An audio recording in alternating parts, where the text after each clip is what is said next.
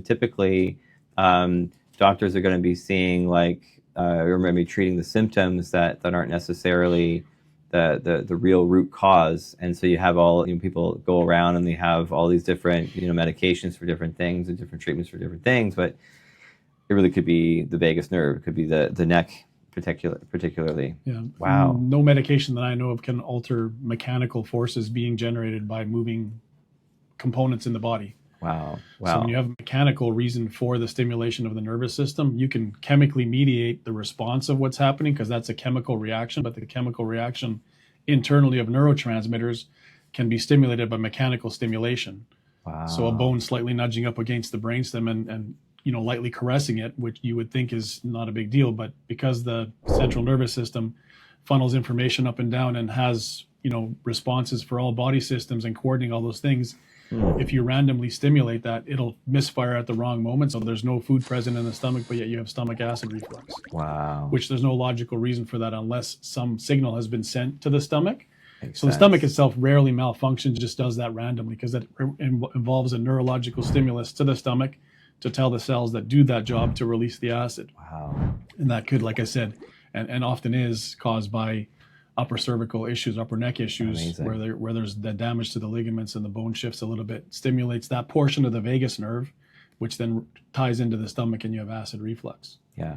And so maybe we can just give a quick description of the vagus nerve, because my explanation would be rudimentary, I'm sure. I know it's a nerve that's in the base of your skull that goes to basically every organ of your body. Correct.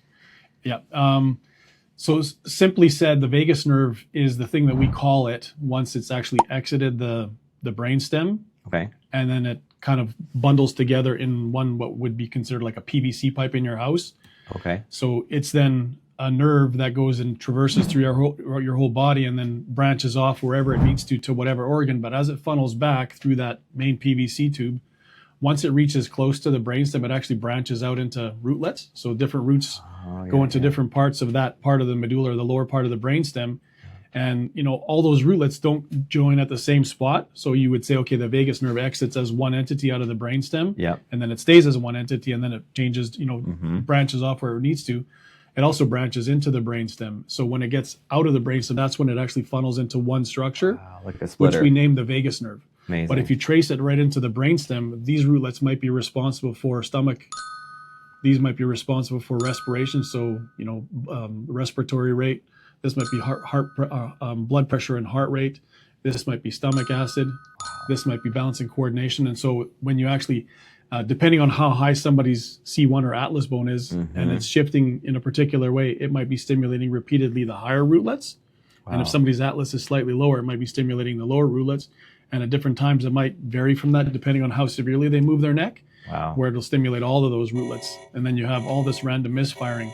Wow. So that took me a long time, because if you try to Google, the origin of the vagus nerve, there's not a lot of stuff that you can find on anatomical drawings or whatever that really depicts that, because it's just labeled together, as a carte blanche vagus nerve. Right. And the assumption is that it's just this one thing that goes down and has responsibilities for different things. But as it originates in the brainstem, all those different things that it connects to have their own locations within the brainstem that then together, as they come out, funnel into one entity, which then eventually separates out when it reaches the area that it needs to. And that's very similar to the sciatic nerve. So you hear a lot of people talking about having sciatica. Yeah. And the assumption is that it's one nerve, but it's actually 6 nerves that come out of certain parts of the lower back and the pelvis, and they all connect together, and then we give it the name sciatic nerve. Okay. But then as it goes through the leg and butt, it branches off to different things, which is why people can have, numbness and tingling and weakness all over the place that doesn't follow the pattern of a herniated disc.